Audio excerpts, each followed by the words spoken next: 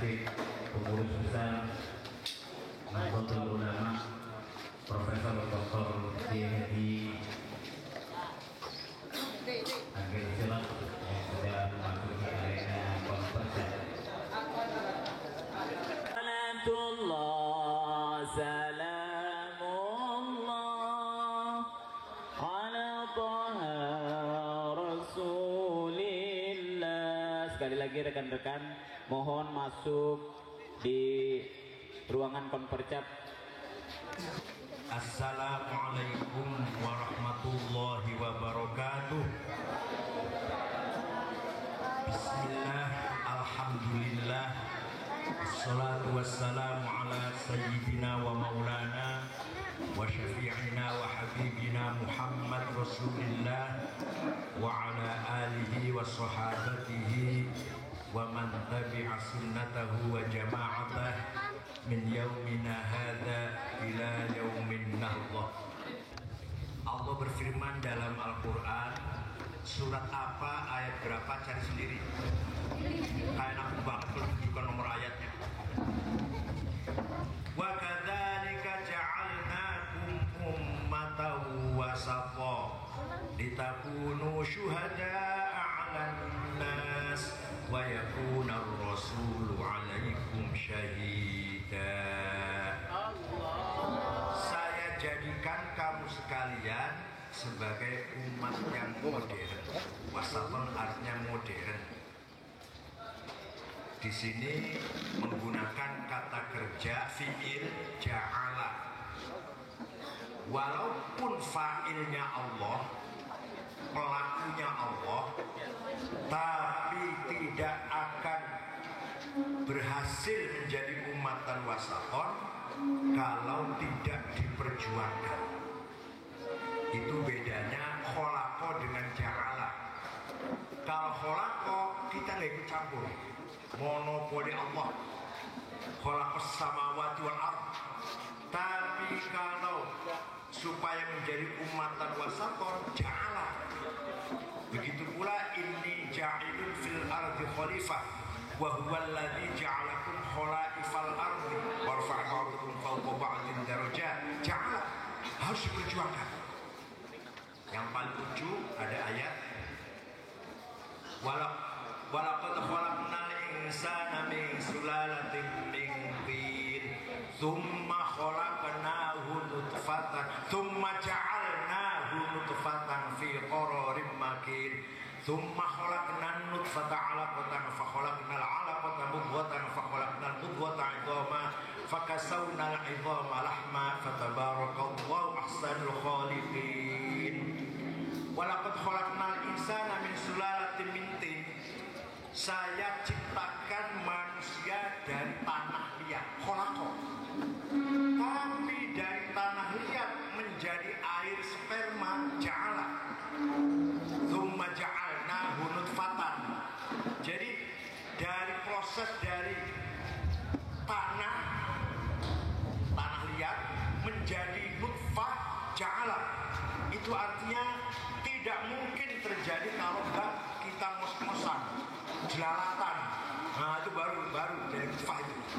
Harus selimutnya molak-malik, batal guling mencelat, baru terbukti jadi nutfah. Yang menarik, setelah jadi nutfah, kholaqo lagi. Tsumma khalaqna nutfata 'alaqatan. Air sperma kemudian menjadi darah segumpal, daging segumpal, jadi tulang, kholaqo semua itu. Artinya tugas kita cuma mengeluarkan sperma. Soal nanti jadi apa, Tuhan lagi yang membentuk.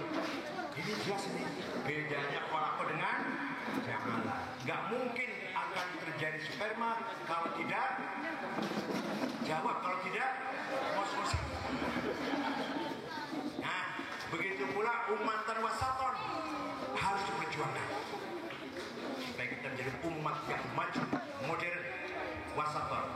Litakunu syuhada'a 'alan nas, ay litakunu hadirina fil mujtama' syuhada'a 'alaihim syuhudan ilmiyan taqafiyan syuhudan adabiyan, khuluqiyan, syuhudan, madaniyan, hadariyan.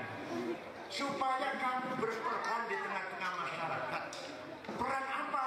Peran pendidikan, peran kemasyarakatan, peran akhlak, peran budaya, peran sosial. Paling belakang sendiri peran politik, syuhud dan sia-sia. Tapi penting. Tapi nomor 14 politik itu. Tapi penting harus ada di PKB, harus ada. Tapi yang paling penting dari itu semua yang satu adalah ilmiyan taqafiyan, ilmu dan pendidikan intelektual. Mari kita bangun.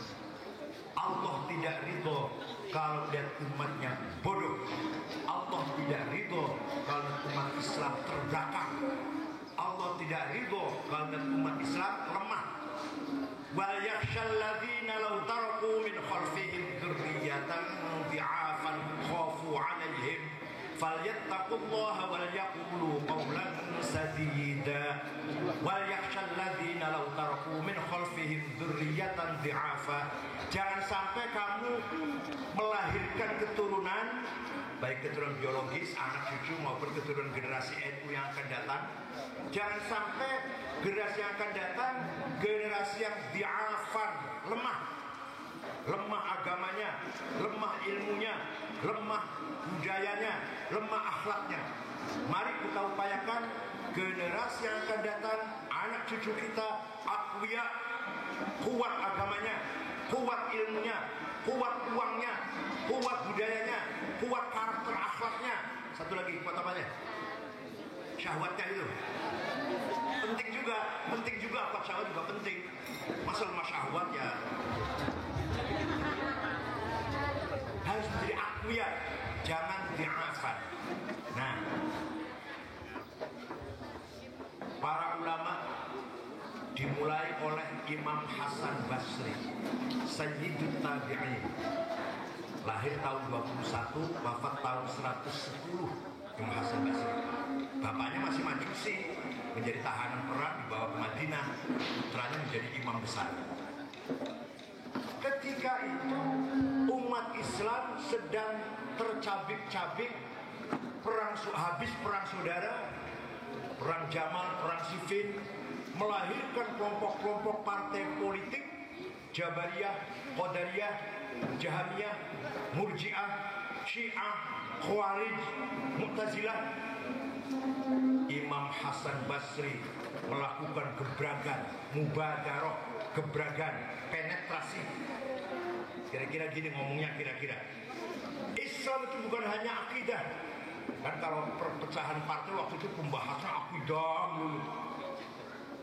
Islam bukannya akidah, Islam bukan hanya syariah, tapi Islam adalah agama ilmu pengetahuan, dinul ilmi wa thaqafah, agama peradaban, budaya, kemajuan, agama kemanusiaan.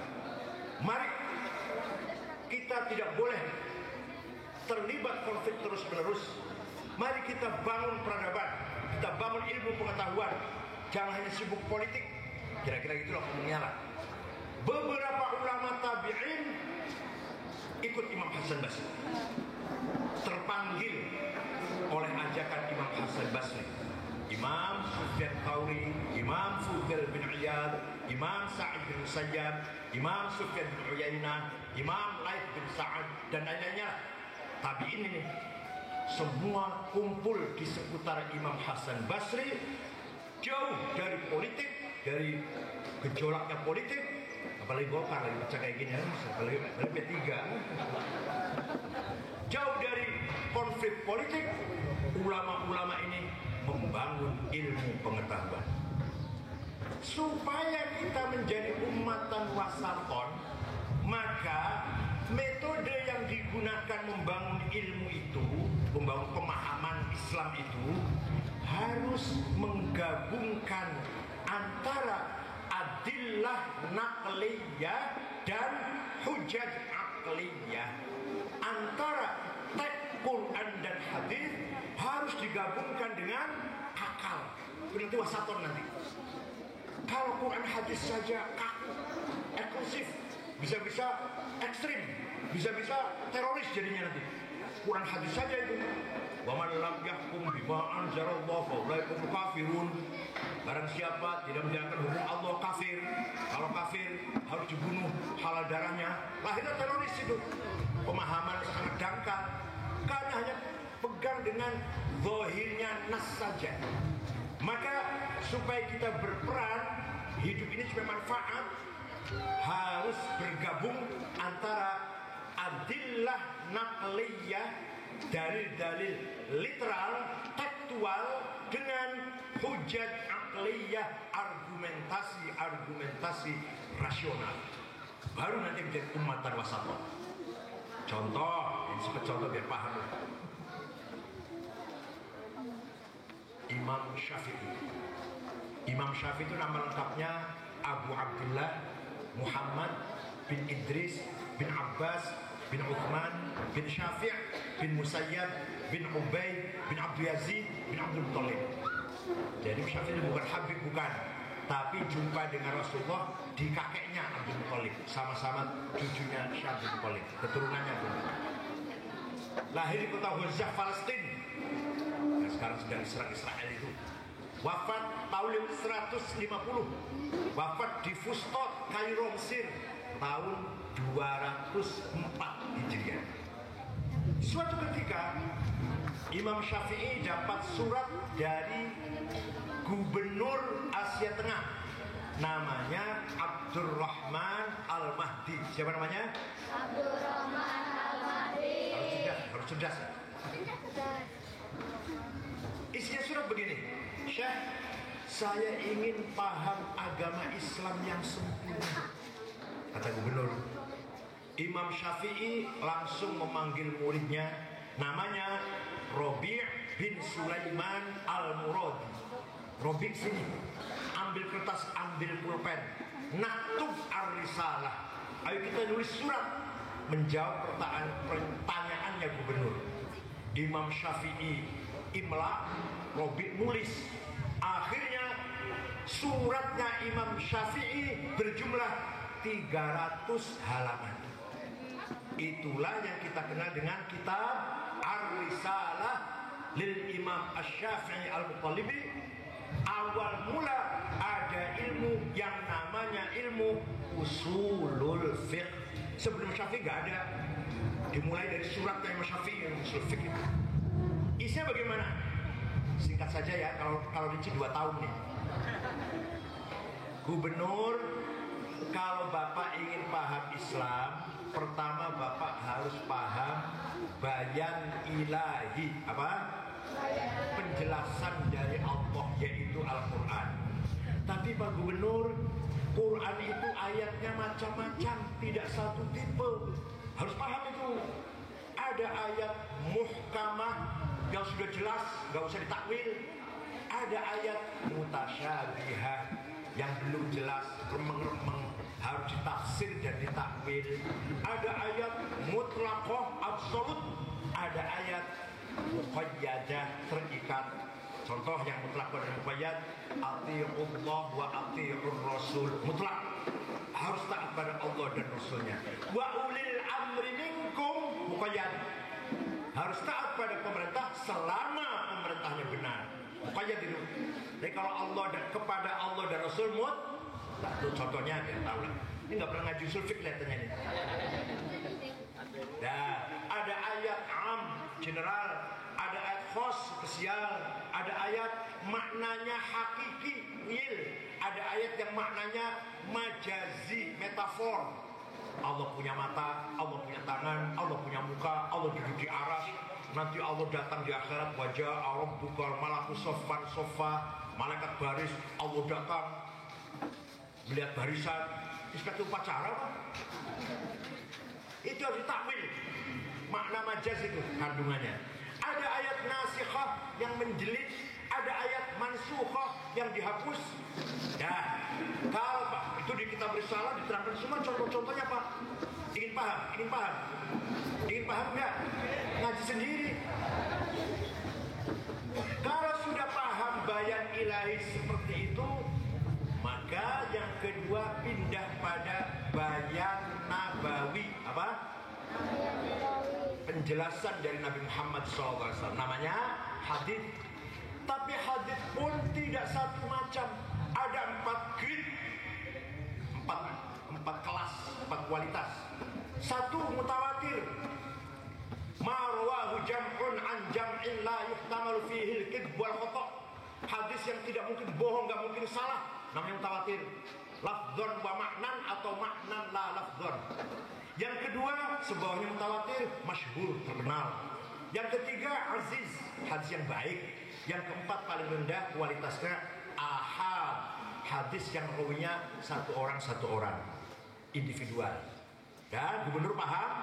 Kalau sudah paham Quran seperti tadi macam ayatnya, hadis semacam bermacam-macam ini, masih juga belum bisa paham Islam yang sempurna, maka bayan ilahi, bayan akli, apa? Yang keras, jawabnya yang keras, apa? Akal harus dipakai. Itu Syafi'i yang ngomong, akal harus dipakai. Lah akal itu kalau apanya ulama kumpul musyawarah berdebat diskusi kemudian memutuskan satu hukum namanya ijma', apa? Konsensus. Ada ijma' qauli, ada ijma' sukuti. Ijma' qauli kiainya ngomong saya setuju. Ada ijma' sukuti diem aja tapi setuju itu diam tuh. Kalau akalnya ulama sendiri-sendiri sporadis, tidak kumpul, ulama Banten, ulama Cirebon, ulama Jawa Timur, ulama Sulawesi, ulama Makassar, memutuskan hukum menggunakan akal, namanya qiyas. Apa? Qiyas ada 9 macam. Aulawi, burhani, mantiki, jadali, istiqra'i, tamthili, khitobi, ibna'i. Pokoknya kalau mau paham ngaji sendiri lah. Contoh, nah ini cepet contoh biar paham. Al-Quran berulang kali perintah sholat. Aqimus sholah, aqimus sholah, aqimus sholah. Kalau nggak sholat macam neraka, sakor, masuk wail. Penting nggak sholat berarti? Penting tidak? Jawab, penting nggak? Segitu pentingnya sholat dalam Islam, rukun Islam yang kedua. Quran tidak menjelaskan berapa kali sholat sehari semalam, gak ada di Quran. Namanya sholat teh naon wae, gitu deh. Namanya sholat itu apa saja, gak ada di Quran. Ya Allah, segitu pentingnya. Sholat itu 5 kali, gak ada di Quran. Ngomong gitu gak ada. Namanya zuhur, asar, maghrib, isya, subuh, gak ada di Quran. Jadi kalau ada orang pidato ceramah, mari kita kembali ke Quran. Semua ada di Quran. Goblok orang itu. Oh, semua ada di Quran. Nah, di hadis ada. Qala Rasulullah sallallahu alaihi wasallam, "Furidat alaikum khamsun